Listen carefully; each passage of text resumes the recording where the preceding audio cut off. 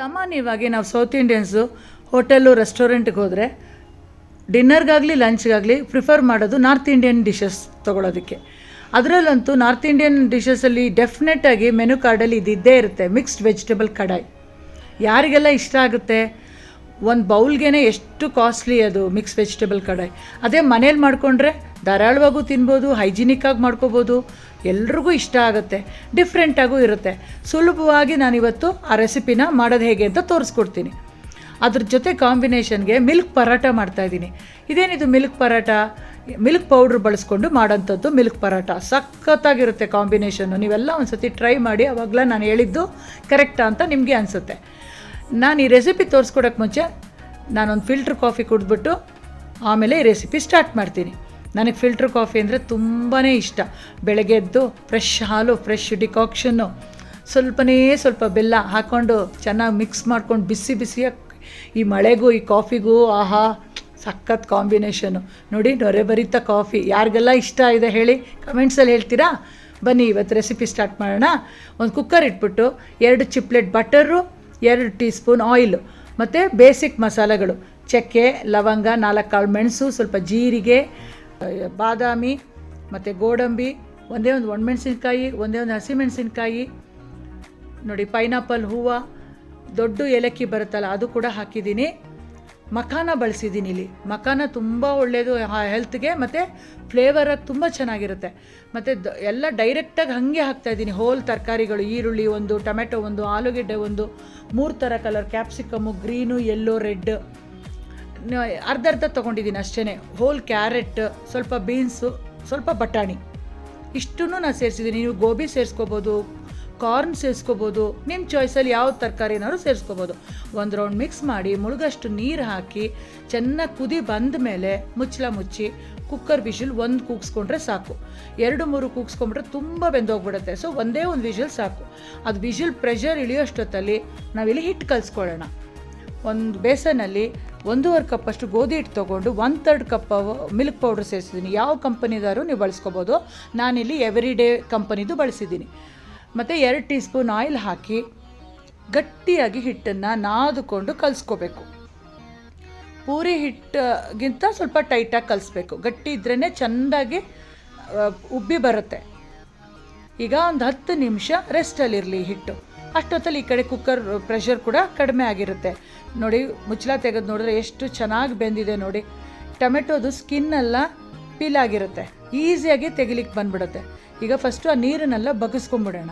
ಆ ನೀರನ್ನು ನಾನು ಬಿಸಾಕಲ್ಲ, ರುಬ್ಬೋದಕ್ಕೆ ಮತ್ತು ಗ್ರೇವಿ ಕನ್ಸಿಸ್ಟೆನ್ಸಿ ಅಡ್ಜಸ್ಟ್ ಮಾಡೋದಕ್ಕೆ ಬಳಸ್ಕೋತೀನಿ ನಾನು. ಈಗ ರುಬ್ಕೊಳ್ಳೋಕ್ಕೆ ಏನೇನು ತೊಗೊಳ್ತಾ ಇದ್ದೀನಿ ಅಂದರೆ, ಬೆಂದಿರೋಂಥ ಈರುಳ್ಳಿ, ಬೆಂದಿರೋಂಥ ಟೊಮೆಟೊ ಮತ್ತು ಗೋಡಂಬಿ, ಬಾದಾಮಿ, ಮಖಾನ ಮತ್ತು ಮಸಾಲೆಗಳು ಇಷ್ಟನ್ನು ಹಾಕ್ಕೊಂಡು ಮಿಕ್ಸಿ ಜಾರಲ್ಲಿ ನೈಸಾಗಿ ಪೇಸ್ಟ್ ಮಾಡ್ಕೊಳ್ತೀನಿ. ಅಲ್ಲಿ ಪಲಾವ್ ಎಲೆ ಮತ್ತು ಪೈನಾಪಲ್ ಹೂವನ್ನು ತೆಗೆದುಬಿಡ್ತಾಯಿದ್ದೀನಿ. ಅದನ್ನು ರುಬ್ಬೋದಿಲ್ಲ ನಾನು, ಬರೀ ಫ್ಲೇವರ್ ಬಿಡೋದಕ್ಕೋಸ್ಕರ ಹಾಕಿದ್ದೆ ಅಷ್ಟೇ. ನೋಡಿ, ಹೊರಗಡೆ ತೆಗೆದುಬಿಡ್ತಾಯಿದ್ದೀನಿ. ಈಗ ಜೀರಿಗೆ, ಮೆಣಸು ಮತ್ತು ಮಖಾನ, ಬಾದಾಮಿ, ಗೋಡಂಬಿ ಇವೆಲ್ಲ ಸೇರಿಸ್ಬಿಟ್ಟು ರುಬ್ಕೊಳ್ಳೋಣ. ನೈಸಾಗಿರ್ಬೇಕಷ್ಟೇ ಪೇಸ್ಟು. ತುಂಬ ಸುಲಭವಾಗಿ ತೆಗೆದುಬಿಡ್ಬೋದು, ಯಾಕಂದರೆ ಎಲ್ಲ ದಪ್ಪ ಇರೋದ್ರಿಂದ ಈಸಿಯಾಗಿ ತೆಗೆದುಬಿಡ್ಬೋದು. ಈಗ ತರಕಾರಿ ಕೂಡ ಸಾಫ್ಟಾಗಿ ಬೆಂದಿರೋದ್ರಿಂದ ಈಸಿಯಾಗಿ ಚಾಪ್ ಮಾಡಿಬಿಡ್ಬೋದು.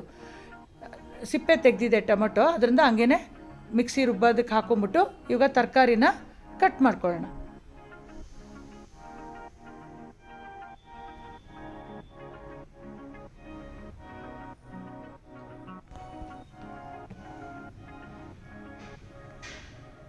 ಈಗ ತರಕಾರಿನೂ ಕಟ್ ಮಾಡಿದ್ದಾಯಿತು, ಪೇಸ್ಟು ರೆಡಿ ಆಯಿತು.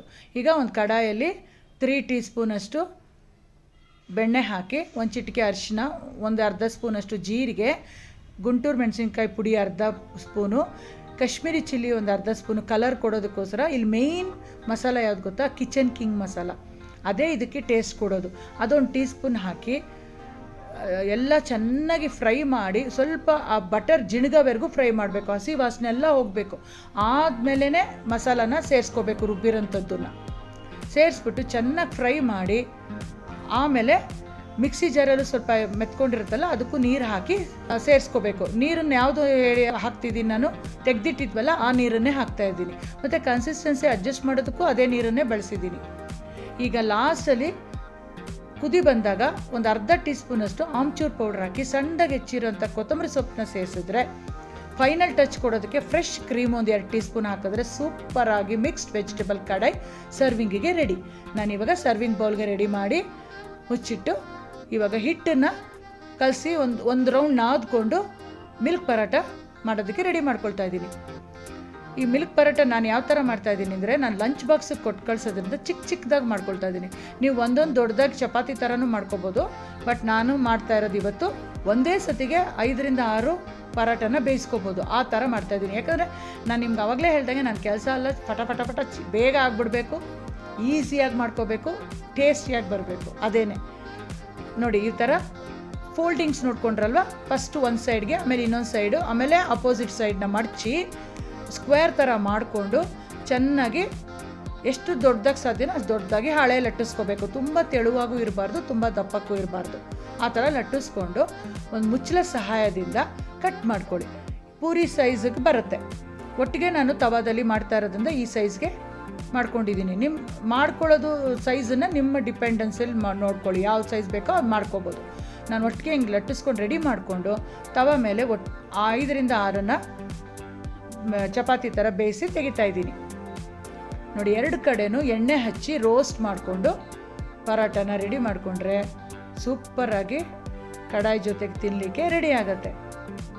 ನೋಡಿದ್ರಲ್ಲ ಎಷ್ಟು ಕಲರ್ಫುಲ್ಲಾಗಿ, ಎಷ್ಟು ಚೆನ್ನಾಗಿ ಕಾಣಿಸ್ತಾ ಇದೆ, ಗೋಲ್ಡನ್ ಬ್ರೌನ್ ಆಗಿ. ನಿಮಗೂ ಅನ್ನಿಸ್ತಾ ಇವಾಗ ನಾನು ಹೇಳಿದ್ದು ಕರೆಕ್ಟು ಅಂತ? ಸುಲಭವಾಗಿ ರೆಡಿ ಮಾಡಿದ್ದೀನಾ? ನೀವೆಲ್ಲ ಒಂದು ಸತಿ ಟ್ರೈ ಮಾಡಿ ಫ್ರೆಂಡ್ಸ್. ಡೆಫಿನೆಟಾಗಿ ಮಕ್ಕಳಿಗೆ, ದೊಡ್ಡವ್ರಿಗೆ ಎಲ್ರಿಗೂ ಇಷ್ಟ ಆಗುತ್ತೆ. ತರಕಾರಿ ಎಷ್ಟು ತಿಂದರೂ ಆರೋಗ್ಯಕ್ಕೆ ಒಳ್ಳೇದಲ್ವಾ? ಈ ಥರ ಒಂದು ಸತಿ ಟ್ರೈ ಮಾಡಿಬಿಟ್ಟು ಕಮೆಂಟ್ ಸೆಕ್ಷನಲ್ಲಿ ಹೇಳಿ ಹೇಗೆ ಬಂತು ಅಂತ. ಯೂಟ್ಯೂಬಲ್ಲಿ ಏನಾದ್ರು ಈ ವಿಡಿಯೋ ನೋಡ್ತಿದ್ರೆ ಸಬ್ಸ್ಕ್ರೈಬ್ ಮಾಡ್ಕೊಳ್ಳಿ. ಫೇಸ್ಬುಕ್ಕಲ್ಲಿ ಮತ್ತು ಇನ್ಸ್ಟಾಗ್ರಾಮಲ್ಲಿ ನೋಡ್ತಿದ್ರೆ ಫಾಲೋ ಮಾಡ್ಕೊಳ್ಳಿ. ಅಲ್ಲಿ ವೀಣಾ ಲಕ್ಷ್ಮೀನಾರಾಯಣನ ಪೇಜನ್ನು ದಯವಿಟ್ಟು ಫಾಲೋ ಮಾಡ್ಕೊಂಡು ಸಪೋರ್ಟ್ ಮಾಡಿ ಫ್ರೆಂಡ್ಸ್.